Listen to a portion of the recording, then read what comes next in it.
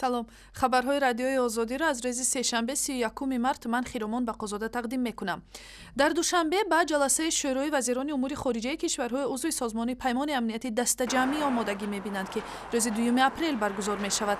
дар ин нишаст масъалаҳои марбут ба сиёсати байналмилалӣ ва роҳҳои ҷилавгирӣ аз таҳдидҳои амниятӣ дар минтақа баррасӣ мешаванд.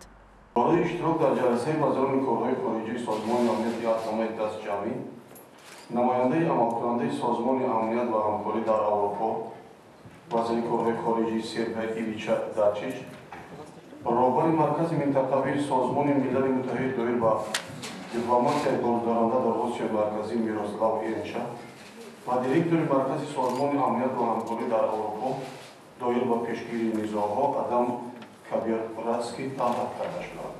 ба узвияти созмони паймони амнияти дастаҷамъӣ русия, қазоқистон, арманистон, беларус, тоҷикистон ва қирғизистон шомил ҳастанд.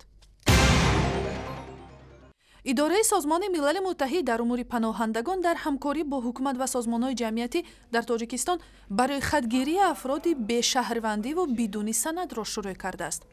таҳқиқоти аввалия нишон медиҳад, ки танҳо дар ноҳияи Шаҳритус ҳадди аққал 1350 нафари мавқеашон номуайян зиндагӣ мекунанд.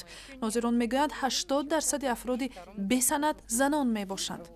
масъулини созмони милали муттаҳид мегӯянд, дар мадди назари онҳо асосан он гурӯҳи одамон қарор доранд, ки танҳо соҳиби шиносномаҳои шӯравӣ ва ё танҳо соҳиби шаҳодатномаи таваллуд ва ё афроде ҳастанд, ки аз кишварҳои ҳамсояи мисли Ӯзбекистон омада оила барпо карданд, вале наметавонанд шиносномаи нави кишвари худ ё шаҳрвандии Тоҷикистонро дошта бошанд. вақти синни нафақаи онҳо наздик мешавад, ин занон ба ёд меоранд, ки шиноснома надоранд. онҳо шаҳодати ақди никоҳ доранду шаҳодатномаи таваллуд ва маълум ҳам нест, ки чӣ гуна бидуни шиноснoma никоҳи онҳо сабт шудааст. хабарнигорони Радиои Озодӣ дар Тоҷикистон барандаи озмуни пажӯҳишгоҳи ҷанг ва сулҳ эълон шуданд.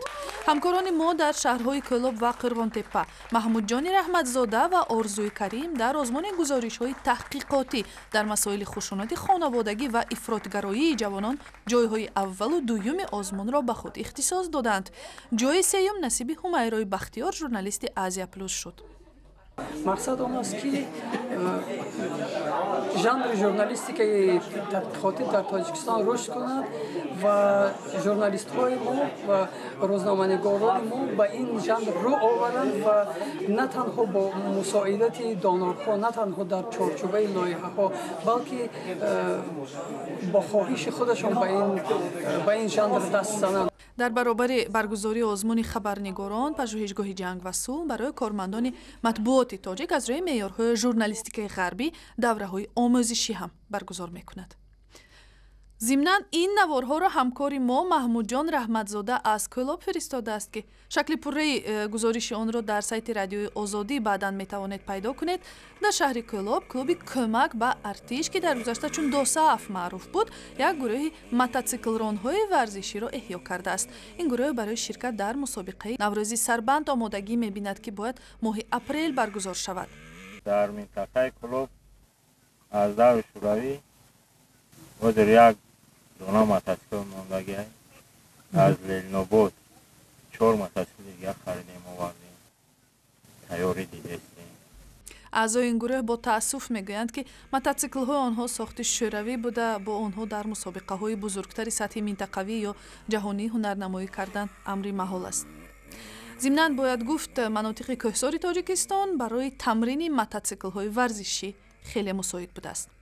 ва барои дидани ин гузориш ва ҳам матолиби хабарӣ ву видеои бештар ба сайти интернетии Радиои Озодӣ, шабакаҳои иҷтимоии Facebook, Twitter, YouTube ва ҳам замимаи телефони ҳамроҳи худ муроҷиат кунед.